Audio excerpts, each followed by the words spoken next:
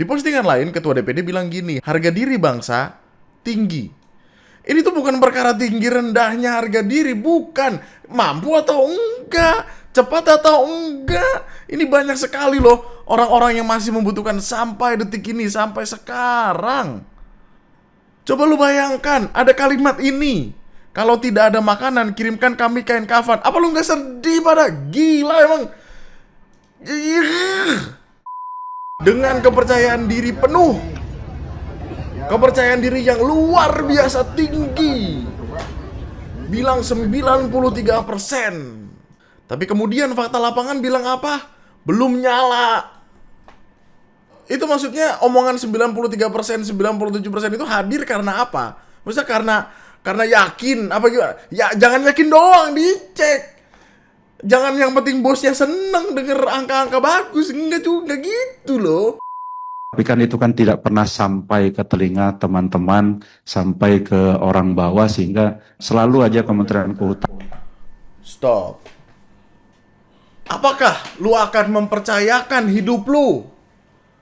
Bagaimana tatanan masyarakat sama orang yang ngomong orang bawah? Orang bawah tuh maksudnya siap yang paling tinggi, siap. Respect tinggi. Tinggi banget tuh ke langit ketujuh.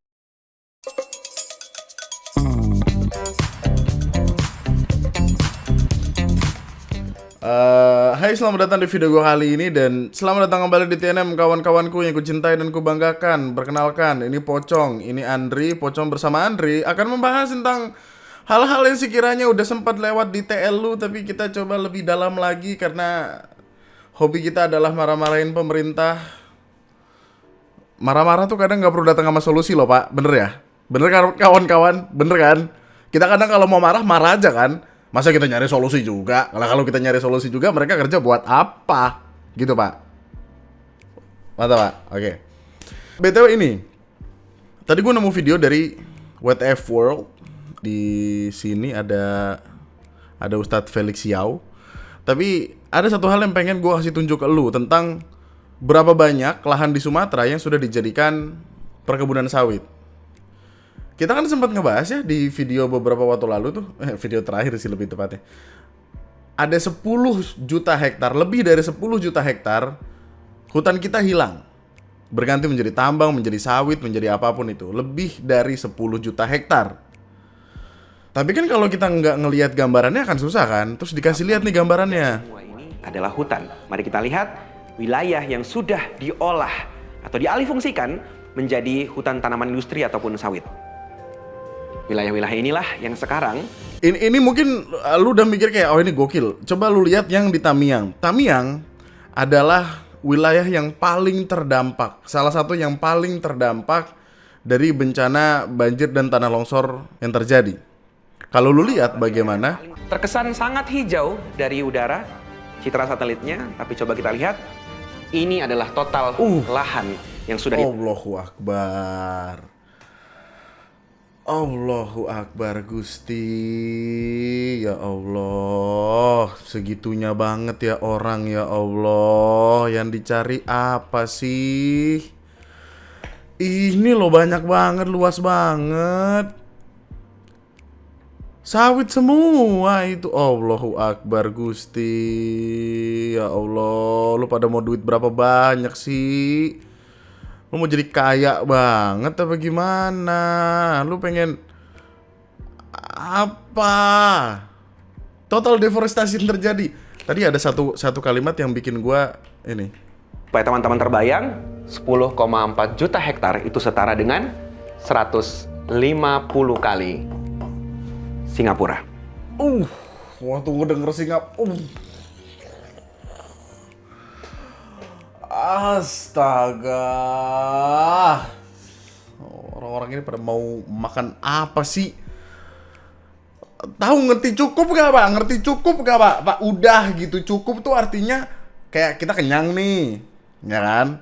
Kita kenyang, kita kan gak makan lagi. Nah itu cukup pak namanya. Badan bilang udah.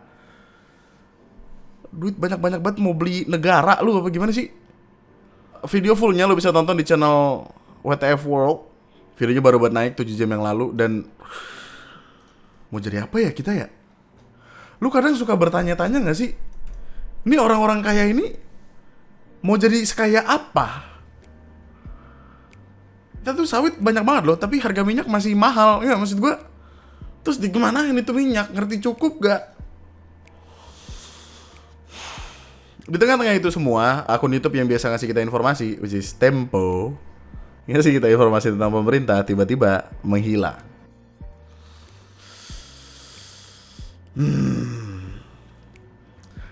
Kenapa tuh? Nah, ini harus dicari tahu dulu. Soalnya gini, Tempo ngebikin artikel ini. Artikelnya menjelaskan kalau pada 9 Desember 2025 lalu, tim media sosial Tempo menemukan aktivitas mencurigakan berupa rencana 2 siaran langsung dengan topik Bitcoin pada pukul 11.30.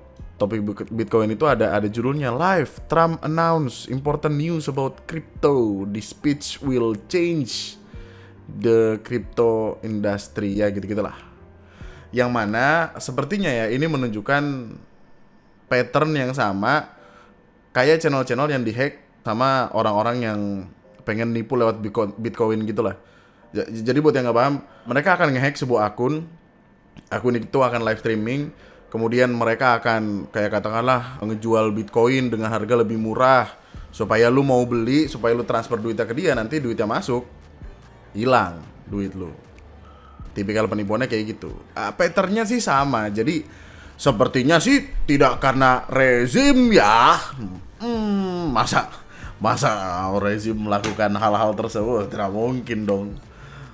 Kita kan kebebasan berpendapat ya dong. Iya kan? Gak mungkin kan ada satupun media yang dibungkam, iya kan? Terus sekarang lo bisa nyaksiin tayangan-tayangan Tempo di akun YouTube-nya TV Tempo. Dan ya, kita akan mulai ke pembahasan masih tentang aftermath dari bencana yang terjadi, yaitu tentang mulut-mulutnya orang yang ada di pemerintahan karena Masya Allah. Gini, banyak sekali hal yang berseliweran dan tidak pantas di internet. Banyak sekali. Seperti ada yang ngejokes tentang perkara-perkara ini. Buat yang gak paham, jadi di TikTok itu ada trennya tuh adalah kayak please normalisasikan apa supaya apa gitu. Jadi kayak ini tren untuk promosi gitulah sebenarnya. Contoh, please normalisasikan masak sendiri setiap hari. Soalnya saya tukang sayur, biar tukang sayurnya untung. Please normalisasikan makan permen biar gigi lu sakit supaya lu berobat. Soalnya gua dokter gigi. Ya yang kayak gitu. Tipikal tren-tren jokes apa segala macam. Tapi tidak semua tren kita bikin jokes. Setuju? Setuju. Karena dia tiba-tiba gini, please normalisasikan setiap hari meninggal, soalnya bapakku jualan kain kafan. Kalau misalkan gak ada yang konteks gimana-gimana, ini akan lucu. Ini akan komedi-komedi aja, gak ada yang masalah dengan itu. Sampai akhirnya dia bilang begini, ini mau bilang semoga laris ya, jualannya pun gak enak. Alhamdulillah kan lagi kembali di masa jaya berkat Sumatera. Sehat-sehat orang Sumatera. Allahu Akbar. Ada yang namanya empati. Ada hal-hal yang tidak bisa secara sembarangan lu omongin, khususnya di internet, yang publicly bisa dilihat orang. Betul? Betul. Dan si Fawaz ZZNF ini keterlaluan. Karena ini kondisinya lagi bencana. At least nalar dipakai dikit. Gue gak tahu dia sadar atau enggak ngetik ya, tapi ada 28.000 orang yang live sini. Akunnya kemudian di private, setelah itu hilang kayaknya, gak tahu juga. Tapi keanehannya tidak hanya dari TikTok ternyata, tapi juga dari Instagram. Ini adalah sebuah, aduh, apalah ini nyebutnya, mungkin poster, oke. Ini tuh dikeluarkan di awal-awal bencananya dimulai. Tanggap darurat Provinsi Sumatera. Mungkin terlihat keren di mata banyak orang, mungkin. Tapi di mata lebih banyak orang lainnya, kan tentu bertanya-tanya, nih ngapain? Lu lihat Min ini 13 daerah terdampak. Lu tahu ini biasanya ditaruh di mana nggak sih? Si daun-daun kembang-kembang ini Kayak berasa penghargaan dikata film lah. Ya Allah. Ya Allah, ada muka pejabatnya senyum buat ini bencana. Lu pada stres banget ya, gue liat buset. Apa itu empati dalam desain grafis? Dijelaskan. Apa itu empathize method? Dijelaskan. Mengapa empati penting dalam desain grafis? Infografiknya bagus loh. Kenapa nggak yang infografik begini aja gitu? Oh, udah dihapus kayaknya. Oh, mungkin sesuai tema kali ya dipikirnya ya. Sudah temanya dari kemarin dia begitu gitu. Posternya udah hilang. Diomelin sama orang-orang di internet itu saja karena tidak make sense. Aneh. Dan tolong stop lah muka-muka pejabat inilah.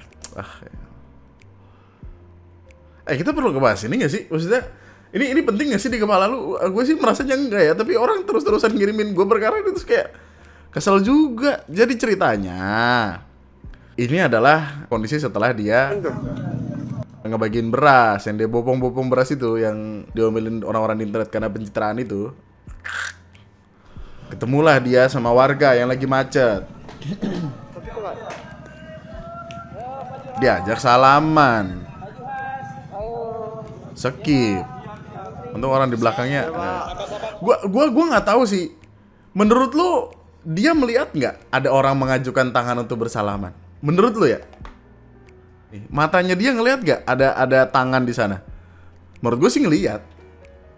Tapi skip aja. Gue nggak tahu apa alasannya ya, tapi enggak, sebenarnya itu enggak yang penting-penting banget, tapi jadi penting karena apa? Karena dia berusaha mencari perhatian publik dengan gotong-gotong beras dan ngepel rumah itu. Tapi kok salaman nggak mau? Wih, keren banget kata gue. Bisa si abang. Dia ada klarifikasinya loh tentang perkara gotong beras itu. Dia bilang kayak, saya biasa gotong beras.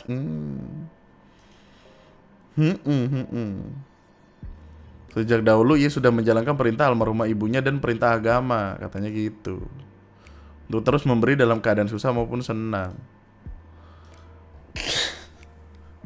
Oke. Nih. Kita mulai dengan statement-statement aneh orang-orang di pemerintahan. Salah satunya adalah ini. Ada sebuah video yang ngasih lihat seorang bupati yang menyebut lahan terdampak paling cocok ditanami sawit karena tekstur tanahnya yang berpasir dan halus. Membelinya lah, ya, biar masyarakat. Gimana, Pak? Enggak, pasirnya ini dicampur.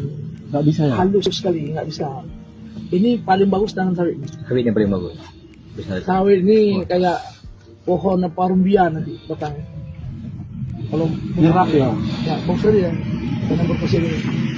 Posisi Akarnya gampang ya. Mbak, ini untuk semen nggak bisa. Nggak bisa, Pak. Kita carikan pembelinya lah, ya, biar masyarakat. Gimana, Pak? Enggak, pasirnya ini dicampur. Gua rasa, gua nggak tahu, ini asumsi gua aja dan ini asumsi liar sekali. Mungkin kita bisa diskusikan, tapi sepertinya sempat ada obrolan yang terjadi sebelumnya. Obrolannya mungkin bertanya-tanya tentang, jadi kan ini kondisinya lumpur semua. Mungkin lagi ada pertanyaan kayak ini lumpurnya dikemanain, digimanain dan lain sebagainya gitu. Nah dari situ dia kayak, oh nggak bisa nih pasirnya kalau dijual, bagusnya ditanamin sawit. Kalimat tersebut itu tentu memunculkan permasalahan. Karena apa? Karena kita lagi bicara salah satu faktor utama dari penyebab bencana yang terjadi adalah deforestasi. Deforestasinya untuk apa? Untuk perkebunan sawit. Dia hadir dan sadar mengucapkan itu ketika orang-orang lagi marah sama sawit. Jadilah murka. Pinteran juga ChatGPT dibanding ente. Nah, Kim Jong-un pun hormat sama beliau-beliau ini. Antara sarkas atau menjilat. Internet ya isinya cuma orang-orang yang murka sama dia, marah-marah sama dia. Justru ada yang bilang kayak, bapak aja pak ditanam pak, gimana gitu. Makanya orang jadi berpikiran kalau evakuasi yang lelet ini kayak membiarkan semuanya hancur dan mati pelan-pelan. Karena bisa jadi malah semuanya jadi nambah sawit. Itu jadi masalah. Jadi bikin cowat sawit mulu. Kayak nggak ada solusi lain gitu. Nah, omongan-omongan asbun lainnya nih. Bahlil pahami korban banjir Sumatera. Saya pernah rasakan gunung meletus. Enggak. Ini adalah tipikal orang yang kayaknya kalau di tongkrongan nggak bakal lu temenin dah, bro. Lu lagi cerita apa nih? Lu cerita sedih, tiba-tiba dia datang dengan iya ngerti gua. Wah, gua juga pernah ini kok, santai. Lu mah masih mending lah gua. Nah, semua ada cekin adu nasib sama dia. Dunia nggak berputar di Anda doang kok. Anda tuh bukan pusat alam semesta, tidak perlu yang hadir dengan ini pernah, itu pernah, semua pernah. Meneng ngono lo, meneng. Kencang kemes cabang baik. You are my sunshine, my only sunshine. Prabowo sindir orang-orang yang suka mengejek pemerintah. Mereka nggak bisa bangun jembatan, nggak bisa ciptakan lapangan kerja. Kenapa jadi kita disuruh bikin lapangan kerja, maksudnya? Yang ngejanjiin 19 juta perasaan sih itu dah. Lah. Gua nggak tahu ini layak untuk dibawa di sini atau enggak, tapi orang-orang tuh lagi pada marah-marah. Marah-marahnya adalah karena obrolan ini. Lihat video diwawancara di lokasi pos banjir, dia nggak tahu dia lagi di daerah apa, dia nggak tahu tadi habis dari mana dan mau kemana. Semuanya nanya Teddy. Di sono cuma meninjau dan ngasih instruksi yang saking generiknya, mendingan nggak usah ke lokasi. Terus ada yang nemu videonya. Tadi saya baru dari Pandan ya, daftar politik ya.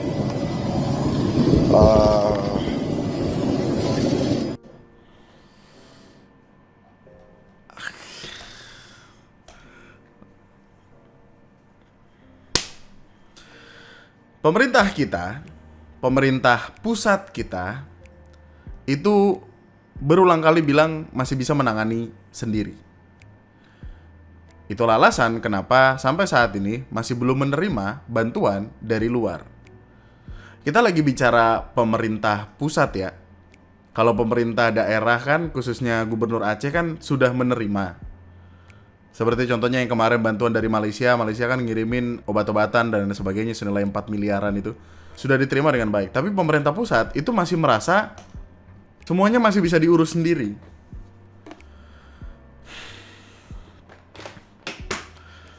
Tolak bantuan asing di bencana Sumatera, pemerintah dinilai menyangkal realitas. Bacaan yang sangat menarik, di mana kalimat itu keluar dari Kementerian Luar Negeri juga. Menteri Luar Negeri Sugiono menyampaikan bahwa Indonesia masih dapat melakukan penanganan bencana banjir dan longsor di Sumatera secara mandiri, sehingga bantuan dari negara-negara sahabat masih belum diperlukan. Ini pemerintah yang ngomong, melalui orang pemerintah bilang demikian. Saya yakin kita bisa menyelesaikan masalah ini. Bisa, ya nggak ada yang nggak mungkin bisa, memang bisa. Tapi apakah cukup cepat? Ini asal lo tahu ya, di internet lagi ada sirkulasi bahasan tentang ini tuh lebih parah dari tsunami Aceh 2004 lalu. Karena apa? Karena di tsunami Aceh 2004 itu banyak sekali bantuan internasional yang datang. Gue nggak tahu ini benar atau tidaknya, lo bisa koreksi gue, tapi ada banyak orang di internet yang bilang kalau bantuannya itu berlimpah, ada bantuan helikopter dan segala macamnya untuk menyasar tempat-tempat yang terisolir. Yang jadi pertanyaan sekarang adalah, kenapa nggak mau nerima? Alasannya apa? Nih, banyak sekali negara yang mau ngebantuin. Jepang mau ngebantuin kita. Uni Emirat Arab mau ngebantuin kita. Kami akan selalu mendukung permintaan Indonesia asalkan mereka mengatakan, ya, Indonesia terbuka untuk upaya internasional. Tapi nggak ada. Oh, ini penjelasannya menarik sekali. Sikap pemerintah yang menolak bantuan internasional dalam menangani bencana Sumatera menuai kritik karena proses rekonstruksi dan rehabilitasi diyakini akan berjalan lamban. Ketua Umum Masyarakat Penanggulangan Bencana Indonesia menilai keputusan pemerintah menolak bantuan asing seperti mengabaikan masalah atau menyangkal kenyataan. Karena apa? Karena yang namanya bencana pasti butuh banyak bantuan. Kalau misalkan pemulihannya hanya dari pemerintah pusat, yang bahkan kita nggak tahu nyampe sananya kapan dan gimana, ada perkiraan kalau pemulihan seluruh wilayah yang terdampak banjir dan longsor bisa memakan waktu hingga 20-30 tahun. jika sepenuhnya bergantung pada kemampuan pemerintah. Ini tanpa bermaksud mengecilkan ya, tanpa bermaksud mengecilkan BNPB, orang-orang yang sudah datang, mendukung, membantu dinas-dinas terkait dan segala macamnya. Tapi kan kita butuh. Sampai hari ini bahkan masih banyak update-update video-video, penjelasan-penjelasan dari betapa susahnya bahkan mereka untuk makan. Ada yang makan, lu tau gak sih, kasihan banget. Jadi ada sebuah video ngasih lihat pembagian makanan, tapi makanannya bukan nasi, bukan lauk. Indomie diremukin, ditadangin begini, men. Maksudnya ini makan mie diremukin, bener-bener begini, terus dimakan. Belum lagi kalau ada korban yang membutuhkan akses obat-obatan yang rutin seperti pasien diabetes, TBC, darah tinggi, HIV yang kalau keputus mereka akan semakin rentan. Dia mencontohkan saat tsunami 2004, selang 2-4 hari pasca tsunami, bantuan internasional langsung berdatangan. Daerah-daerah yang terisolir dapat dijangkau dengan helikopter. Kapal-kapal militer AS, Malaysia, Australia diperbolehkan bersandar di perairan demi memudahkan penyelamatan nyawa korban. Oh, seinget gua, ketika tsunami Palu beberapa waktu lalu, ada banyak sekali bantuan internasional yang datang. Bahkan ada 18 negara yang membantu. 18 negara. Pertanyaannya, kenapa sekarang enggak? Itu sebenarnya yang gue pertanyakan dari semalam. Gue kan sempat live ya, ngebahas itu. Belum ketemu, maksudnya ketakutannya adalah apa? Pertimbangannya adalah apa? Apakah dengan menerima bantuan dari pihak asing itu akan membuat kita merasa rendah atau membuat kita merasa punya utang budi atau gimana? Nggak tahu gua. Udah 13 hari, men. Kain kafan sudah dipesan sejak mereka menandatangani izin ini itu di Jakarta. Di Tamian, Langkahan, dan banyak lagi daerah Aceh sudah kota mati. Di lelapnya kasur empuk, pejabat menari, melindungi busuk-busuk diri sendiri saat yang sama. Entah berapa ratus sampai ribu mayat yang sedang membusuk.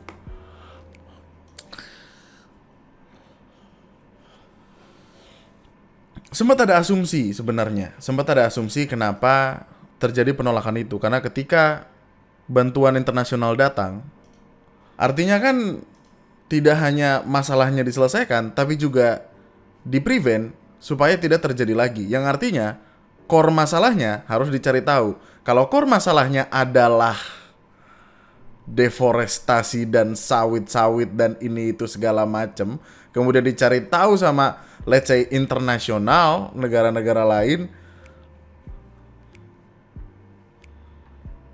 asumsinya sih demikian. Dan ketika masuk bencana nasional harusnya dicari tahu nggak sih siapa yang bertanggung jawab? Nggak tahu gue. Belum merasa membutuhkan. Di postingan lain, Ketua DPD bilang gini, harga diri bangsa tinggi. Ini tuh bukan perkara tinggi rendahnya harga diri, bukan. Mampu atau enggak, cepat atau enggak. Ini banyak sekali loh orang-orang yang masih membutuhkan sampai detik ini, sampai sekarang. Coba lu bayangkan, ada kalimat ini. Kalau tidak ada makanan, kirimkan kami kain kafan. Apa lu gak sedih pada? Gila emang. Gengsinya pada... Astaga.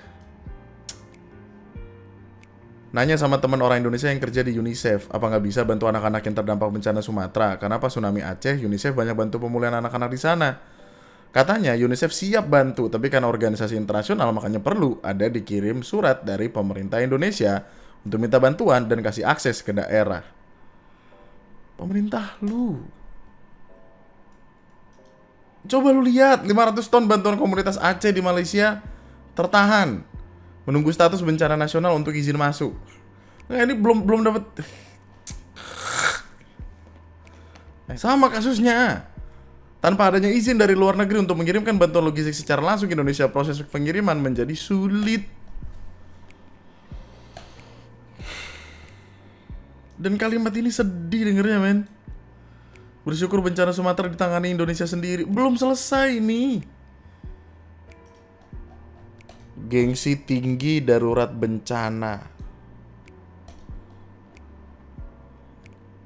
Uluran tangan justru datang atas inisiatif warga, sementara itu pemerintah gengsi menetapkan status darurat bencana. Meski jumlah korban terus bertambah. Pusing banget, pusing. Ini kalimat dari Gubernur Aceh lugas sekali.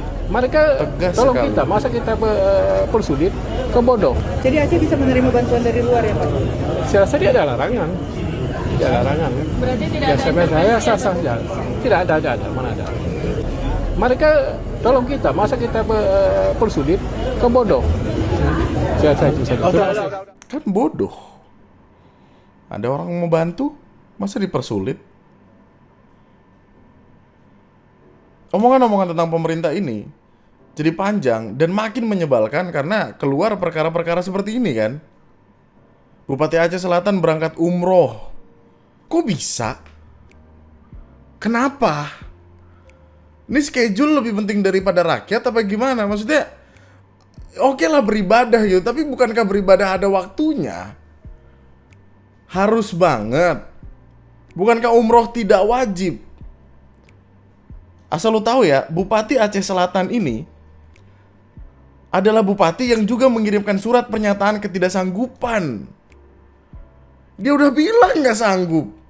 Dia minta bantuan sama pihak provinsi. Provinsi udah siap ngebantu, dianya cabut lah. Maksudnya biar diurusin orang apa gimana sih?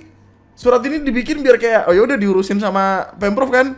Pemprov ngurus kan? Gue pergi ya, masa gitu? Enak banget. Enak banget. Clarify-nya dia adalah, alhamdulillah 4 hari lalu saya turun langsung ke lokasi banjir. Keadaan sudah lebih baik dan tidak separah daerah lain.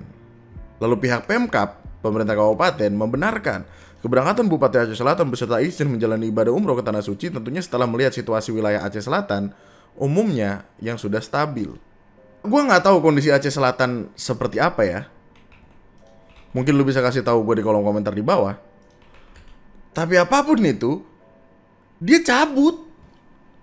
Kayak punya dunia sendiri.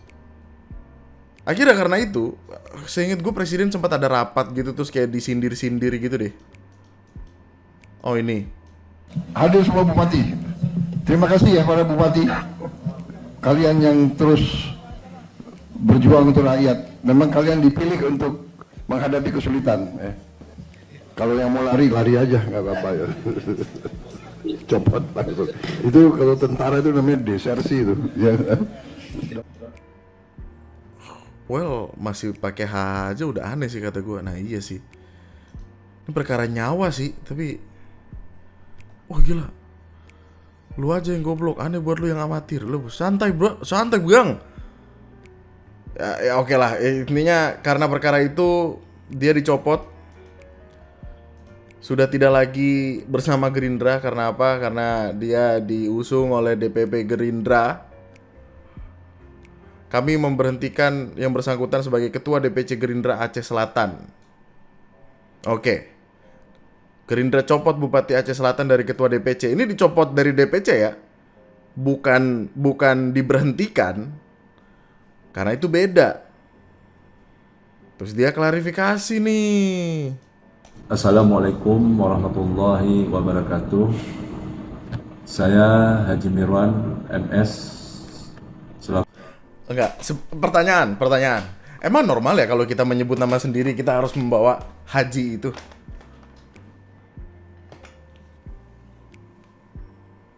Bupati Aceh Selatan dengan segala kerendahan hati menyampaikan permohonan maaf yang sebesar-besarnya atas ketidaknyamanan, keresahan, dan kekecewaan banyak pihak, terutama kepada Bapak Presiden Republik Indonesia Haji Prabowo Subianto dan Bapak Menteri Dalam baca banget nih.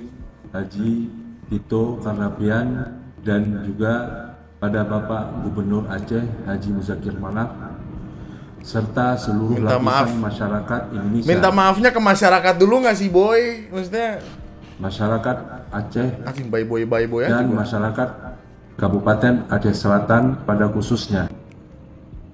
Kami menyadari bahwa kepergian kami di tengah musibah menyita perhatian publik dan mengganggu stabilitas nasional. Kami berjanji akan terus bekerja bertanggung jawab terhadap Kabupaten Aceh Selatan pasca banjir, tetap bekerja keras untuk memulihkan kepercayaan publik dan yang paling penting memastikan bahwa kejadian serupa tidak terulang di masa yang akan datang. Baca banget, men. Semoga Allah Subhanahu wa Ta'ala senantiasa melimpahkan rahmat dan hidayahnya kepada kita semua. Ya, oke, bebas, suka-sukanya aja. Suka-sukanya aja. Ini levelnya bupati loh, men. RT gua aja ya, kalau misalkan ada masalah, kagak yang tiba-tiba pergi kemana, kagak, di situ ngebantuin RT gua. Mantap Pak RT. Ini bupati loh. Kabar terakhirnya adalah Bupati Aceh Selatan mendapatkan sanksi 3 bulan, dapat pembekalan manajemen krisis. Tidak bisa dipecat, dia harus turun, atau mungkin ada sidang atau gue nggak ngerti gue pemerintahan ini berjalannya gimana. Tapi Mendagri bilang kalau akan ada program magang, ya elah, yang wajib dijalani Bupati Aceh Selatan setelah sanksi pemberhentian sementara akibat bepergian ke luar negeri tanpa izin. Lo tau nggak kenapa tanpa izin? Karena dia tuh sebenarnya udah sempat ngomong sama gubernur, sama gubernur, iya provinsi gubernur kan, sama gubernurnya nggak dibolehin dong. Oh, disilai kayak gini kalau cabut, dia pergi. Nah gini, secara hierarki, aduh nggak enak banget ngomongin hierarki, tapi maksudnya lu bawahan, lu minta izin sama bos lu, bos mau pergi ya, bos lu nggak ngasih, lalu main pergi-pergi aja, gimana kagak diomelin? Gila kali. Well, technically speaking nggak gitu sih, soalnya bosnya kan rakyat, masyarakat gitu, tapi ya diskorsing lah, dia diskors 3 bulan kayaknya gitu. Nggak tahu juga nih buat apa nih. Oh, sanksi administratif ya, berupa pemberian sementara 3 bulan kepada saudara Haji Mirwan MS SIM SOS, Bupati Aceh Selatan. Ya gitu doang dah.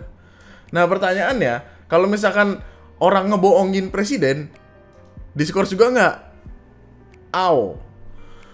Menteri ESDM kita, Bahlil Lahadalia, ditanya sama presiden, perkara apa? Perkara listrik. Kapan nih listrik nyala? Dijawablah. Siap.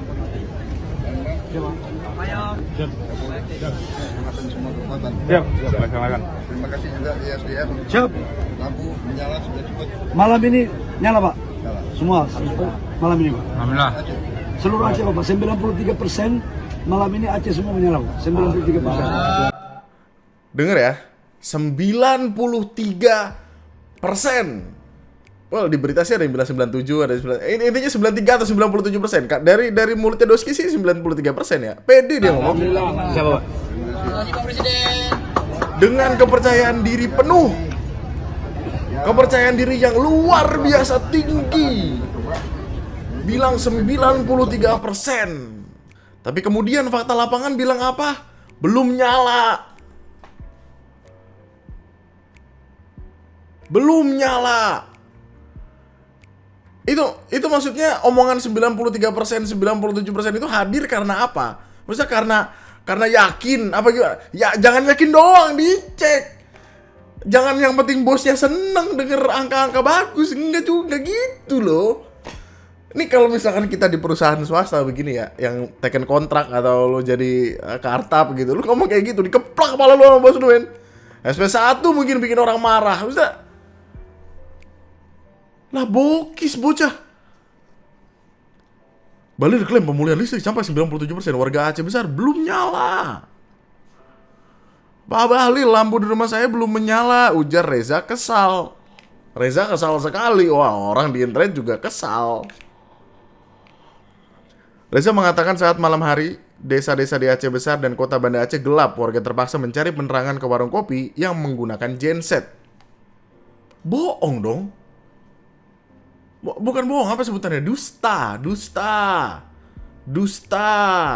Katanya tiada dusta di antara kita, mana? Tadi siang, waktu ditanya sama Presiden Prabowo, kapan listrik akan menyala? Pak Bahlil menjawab, nanti malam Pak, 93% akan menyala. Juga ISDN, lampu menyala sudah cepat. Malam ini nyala Pak? Nyala. Semua? Malam ini? Seluruh Aceh. Seluruh Aceh Pak, 93% malam ini Aceh semua nyala Pak, 93%. Alhamdulillah. Tetapi kenyataannya sungguh jauh berbeda. Beginilah kenyataannya pada malam ini. Banda Aceh masih saja gelap gulita. Oh, nggak kelihatan apa-apa kan? Menyala hanya cahaya rembulan. Hanya cahaya rembulan. Ternyata yang diprank oleh Pak Bahlil itu bukan hanya masyarakat Aceh. Bapak Presiden Prabowo juga kena prank dari Pak Bahlil. Gue sih kalau jadi presiden diomongin kayak gitu terus dibohongin, ih marah gak sih? Marah bro, harusnya lah, gila kali. Hingga memasuki pukul 00.10 waktu Indonesia Barat, Senin 8 Desember 2025, kondisi listrik di sebagian wilayah Banda Aceh dan Aceh Besar di sejumlah titik itu masih belum menyala. Seperti salah satunya ini di kawasan Bruncut, Desa Bait, Kabupaten Aceh Besar. Nggak nyala. Ini yang nyala-nyala karena pakai genset mereka. Mana? Ya Allah, manusia. Bahlil bohongi presiden. Hingga minggu malam listrik belum nyala di Aceh. Bahkan ketika, gue lupa hari apa, gue live hari Senin kalau gue nggak salah. Itu masih banyak yang bilang kalau yang masih ada mati lampu bergilir. Logika aja bro, 93% menurut lu masih ada yang harus digilir nggak? Listrik nyala mati gitu. Nah kita lagi bicara 93% coy. Padahal tim PLN udah kerja keras loh, gara-gara statement Bahlil yang overclaim orang-orang jadi skeptis. Lagian apa susahnya sih jujur mengakui kekurangan? Semua orang juga tahu nggak masuk akal 93, 97, 98% itu. Wah dalam keadaan normal aja listrik di Aceh masih sering pemadaman bergilir di beberapa wilayah. Nah, apalagi sebelum bencana banjir dan tanah longsor, itu memang sempat ada kasus Aceh mati lampu kan, like berkali-kali, ada 2 kali mati lampu besar itu yang sampai ada tukang peternak ayamnya mati berapa puluh ribu, lalu menuntut ke PLN. Maksudnya sulit bener bilang, aduh bang kagak bisa bang, malam ini sih nggak bisa, setengah gitu. Wah, mungkin masih oke diterimanya. Overclaim banget. Memang lu bener-bener ya Bahlul ya. Lu lihat nih di dalam kegelapan. Lu dengar nggak suara ngaji itu? Lu dengar. Bisa-bisanya lu ngeprank presiden ya. Bisa-bisanya lu ngeprank presiden. Lu bilang hidup lampunya udah berapa persen ini itu. Tai lu Bahlul. Lihat nih. Gimana nih? Ini teman-teman cahaya ilahi atau cahaya PLN? Apa nih? Cahaya dari mana? Coba kalian jawab. Omelin aja bu. Wah, setelah diomelin klarifikasi Doski. Ya saya ingin lihat klarifikasinya seperti apa. Kami pemerintah akan terus fokus, akan terus berupaya, akan secara totalitas mempergunakan semua sumber-sumber kekuatan negara dalam rangka percepatan pemulihan di sektor energi yang ada khususnya di Provinsi Aceh. Saya yakin dan percaya bahwa pasti masih banyak kekurangan. Pasti masih terjadi hal-hal yang tidak pernah kita perkirakan terjadi di lapangan. Karena itu sebagai pemerintah juga ikut prihatin yang sedalam-dalamnya. Dan kalau ada yang memang belum maksimal kita memberikan pelayanan, kami memohon maaf. Ya, dia ngerti loh. Dia ngerti concernnya. Dia ngerti ini adalah sebuah bencana. Proses pemulihannya pasti akan lama, memakan waktu apa segala macam. Lapor ke bos mah jangan 93, 98, 97. Biar kami usaha semaksimal mungkin, Pak, gitu. Dia yang membanggakan sendiri, dia yang ketulah omongannya sendiri. Itu di tengah banyak orang loh, rame. Ketika ngeliat fakta lapangan bahwa belum 93%, apa nggak malu? Ih, gue sih malu. Kami menyampaikan bahwa sistem kelistrikan Aceh akan meningkat menjadi 93%. Ternyata dalam proses pengaliran listrik dari Arun ke Banda Aceh, kami menghadapi tantangan hambatan teknis. Kenyataannya bahwa penyaluran listrik ini jauh lebih berat daripada perkiraan kami. Nah, untuk itu dalam hal ini kami menyampaikan permohonan maaf yang sedalam-dalamnya kepada seluruh masyarakat Aceh. Jadi kayaknya Doski dapat omongan dari PLN-nya. Ditelan mentah-mentah dilaporkan ke Bapak. Ya, ngerti gue problemnya. Ngerti. Ngerti.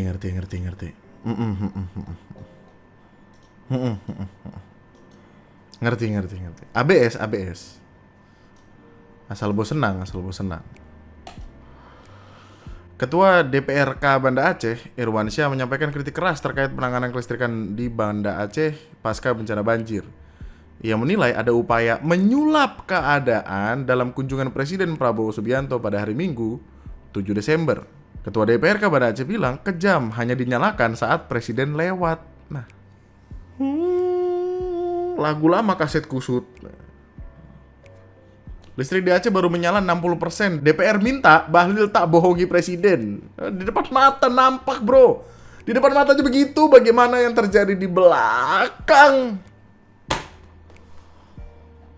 Terus, perkara ini juga rame. Bantuan Kementerian Pertanian 73 miliar disorot. Netizen kaget lihat harga beras 60.000 per kilo. Jadi ada list barang-barang ini nih. Bantuan bencana alam Kementerian Pertanian Provinsi Aceh, Sumatera Utara, dan Sumatera Barat. Lu lihat ini ya, judulnya tuh bener-bener kayak ngasih lihat kalau wah gila, Kementerian Pertanian memberikan bantuan. Oke, bantuannya apa nih? Beras 21.874 kilogram. Harganya 1,3 miliar. Ada yang aneh nggak, Pak? 1.312.450.000 dibagi 21.874 sama dengan 60.000 per kilo. Artinya beras 15 kilo harganya 900.000. Lebih buruk daripada tengkulak. Nah, kemudian dipertanyakan dong, kok bisa? Matematikanya gimana? Lu beli beras di mana 60.000 sekilo? Itu beras kalau misalkan masuk lambung dicernanya sebulan apa gimana sih? Orang marah-marah di internet dan marah-marah banget. Ada yang ngasih hitung-hitungannya pakai Excel. Beras per kilo 60.000, obat-obatan 50.000 per piece. Pampers 52.000, mie instan 99.000, abon 19.000. Sosis 80.000, gula 17.000, biskuit 7.000, telur 28.000, air mineral 30.000, susu 133.000, lainnya 6,8. Oh, dan yang lain-lain ini apa maksudnya sih? Bantuan lainnya itu apa sih? Nggak tahu, tapi bantuan lain itu perdusnya 6 juta. Gue pengen tahu tuh bantuan apa tuh. Biasaan banget pakai yang lainnya. Jelasin, justru ini gede. Apa 6 juta? Starling mungkin Starling ya, nggak tahu juga gue. Kenapa nggak dijelasin ya? Orang kemudian marah-marah, total donasi 73 miliar. Dus lainnya 6,8 M, berarti 6,8 juta per dus. Apa dapat bantuan PS5? Iya. Marah. Karena orang mikirnya, oh, apa korupsi ya? Kok bisa bantuan aja dikorupsi? Selagi bisa dikorupsi kenapa enggak? Nah, apa yang terjadi? Kok bisa kayak gitu? Akhirnya keluarlah klarifikasi. Klarifikasinya adalah ini, Kementerian Pertanian tidak membeli bantuan tersebut. Seluruhnya diterima dari para mitra dalam bentuk barang dan langsung disalurkan ke daerah terdampak. Hingga hari ini, total 1.200 ton beras senilai sekitar 16 miliar telah dikirim ke Sumatera dan bantuan terus bertambah. Terima kasih atas perhatian warganet. Kami klarifikasi bahwa angka 21.874 adalah jumlah paket bantuan beras. Masing-masing berisi 5 kg, bukan harga atau volume per kilogram, dan kekeliruan tersebut Sudah kami koreksi. Oh. Jadi maksudnya dia beras kilogram 21.000 ini, jadi beras 5 kilo ada 21.000. Ya jangan tulis kilo dong. Berarti ini ada yang salah nih dari yang bikin tabel ini. Ya diperiksa dong. Kan pemerintah gimana sih? Ini kalau misalkan di kantor gua dulu, gua bikin begini, habis dikeplakin kepala gua sama atasan gua pasti. Karena bisa berarti semua hitung-hitungannya berubah. Beras per 5 kilo ada 21.000 piece. Berarti kalau misalkan 5 kilo harganya 60.000, berarti kan 12.000 per kilo. Nah, iya dong. Nah, kalau kayak gitu masih masuk akal. Oke lah gitu, kita tidak ada yang marah. Ini omelin, minta maaf. Dari 3-4 tweet ini tidak ada kata maaf sama sekali. Kami menghargai pengawasan publik sebagai pengingat untuk meningkatkan ketelitian serta telah memperkuat peran Inspektorat Jenderal demi memastikan penyaluran bantuan langsung transparan. Terima kasih atas kritik masukan. Minta maaf. Berat banget minta maaf. Maafin ya. Masalahnya di sini juga kementerian tidak membeli bantuan tersebut. Seluruhnya diterima dari para mitra dalam bentuk barang. Bantuan bencana alam Kementerian Pertanian Provinsi Aceh. Ya berarti jangan bilang bantuan dari Kementerian Pertanian dong. Lah katanya dia nerima dari orang, bilang aja kayak open donasi Kementerian Pertanian gitu. Apa kek?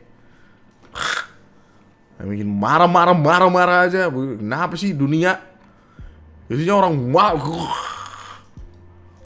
pada stres banget semua emang.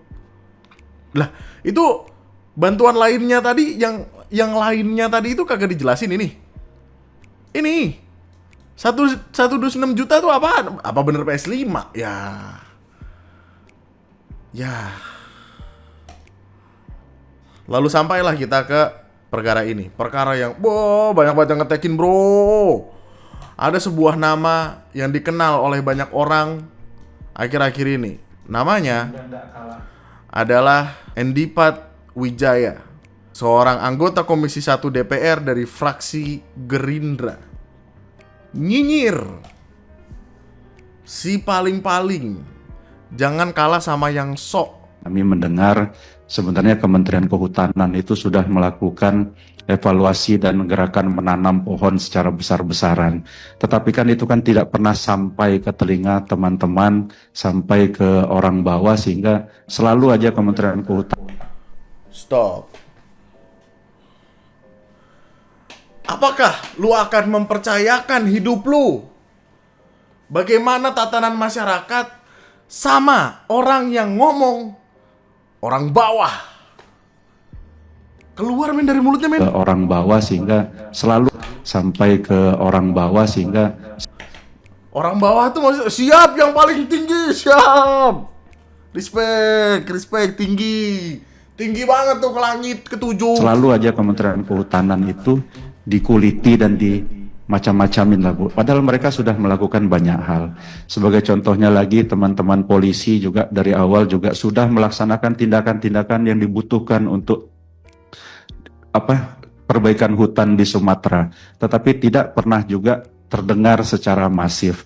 Jadi kami mohon Ibu fokus nanti ke depan Kementerian Komdiji ini mengerti dan tahu persis isu sensitif nasional dan membantu pemerintah memberitahukan dan mengamplifikasi informasi-informasi itu sehingga nggak kalah viral dibandingkan dengan teman-teman yang sekarang ini sok paling-paling di Aceh, di Sumatera dan lain-lain itu Bu. Ada orang yang cuma datang sekali seolah-olah paling bekerja di Aceh. Padahal negara udah hadir dari awal. Ada orang baru datang, baru bikin satu posko, ngomong pemerintah ndak ada. Padahal pemerintah udah bikin ratusan posko di sana. Jadi yang kira-kira yang seperti itu Bu, mohon jadi atensi dan dikembangkan sama Komdiji untuk menjadi informasi publik yang sehingga publik itu tahu kinerja pemerintah itu sudah ada dan memang sudah hebat. Orang per orang cuma nyumbang 10 miliar, negara udah triliun-triliunan ke Aceh itu Bu. Jadi yang kayak gitu mohon dijadikan perhatian sehingga ke depan tidak ada lagi informasi yang seolah-olah negara tidak hadir di mana-mana. Padahal negara sudah hadir. di sini orang marah. Jelas dong kenapa orang marah.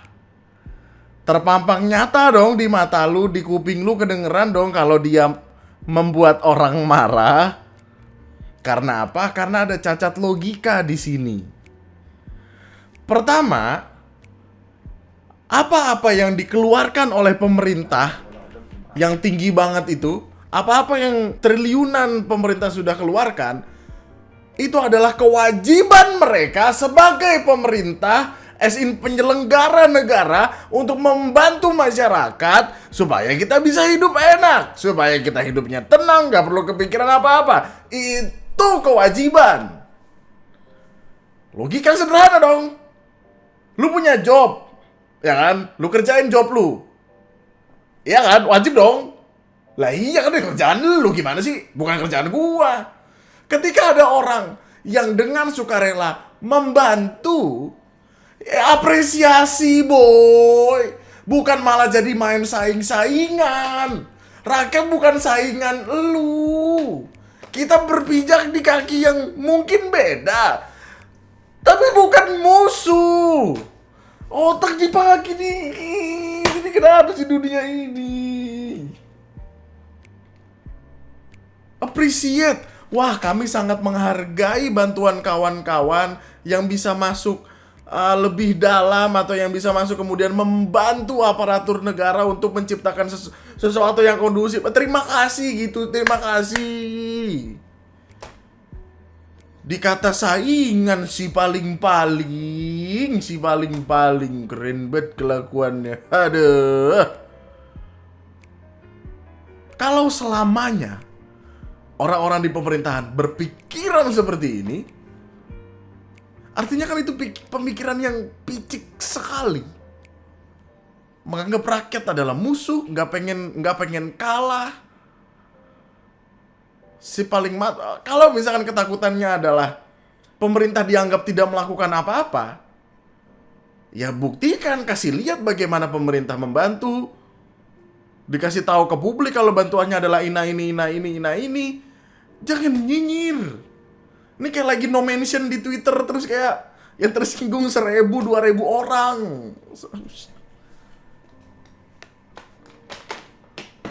Orang pada kesel. Rakyat yang bantu rakyat dianggap lawan.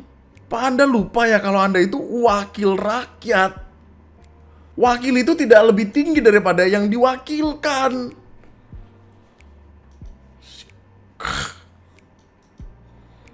Anggota DPR Gerindra Endipat sindir bantuan warga untuk Sumatera. Sok paling Aceh. Ya Allah Tuhan.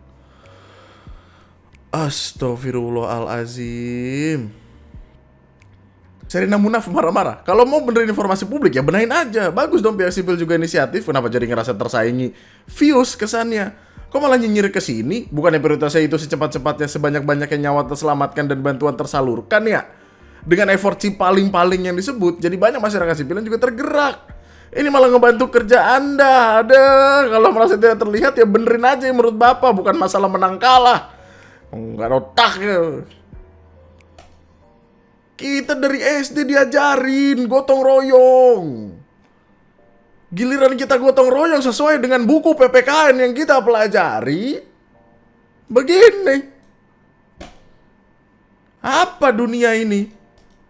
Pada akhirnya anggota DPR Endipat Wijaya telepon Ferry Ruwandi minta maaf sindir durasi 10 miliar. Ya minta maaf. Semua.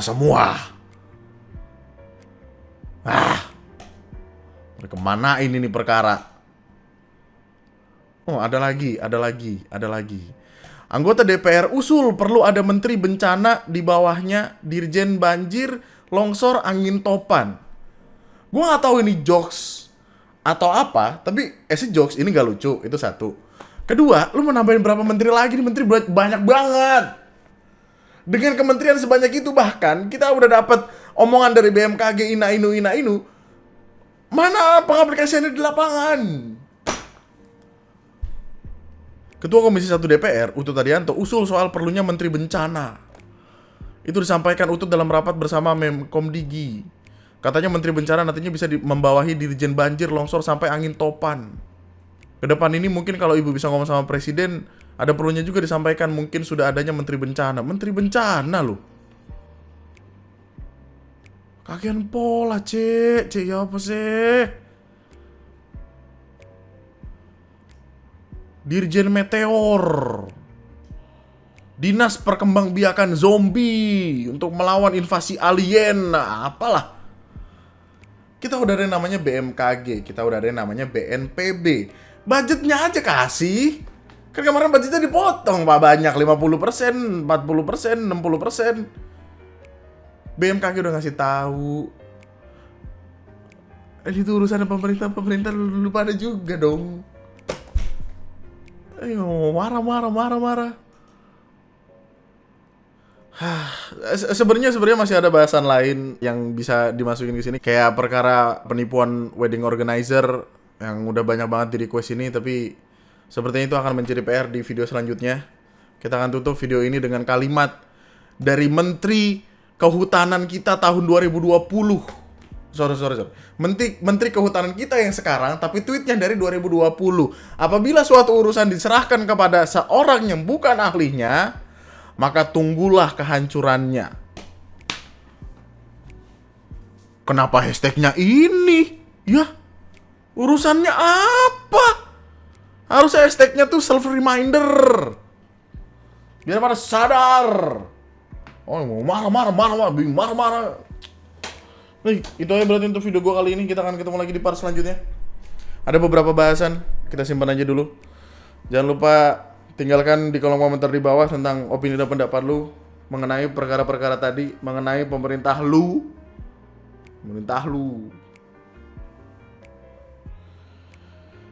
Love you all so much. Stay safe kawan-kawan. Semoga semuanya cepat kembali seperti sedia kala. Nama gue Andri, sekian dan terima kasih semuanya. Selamat malam, bye-bye.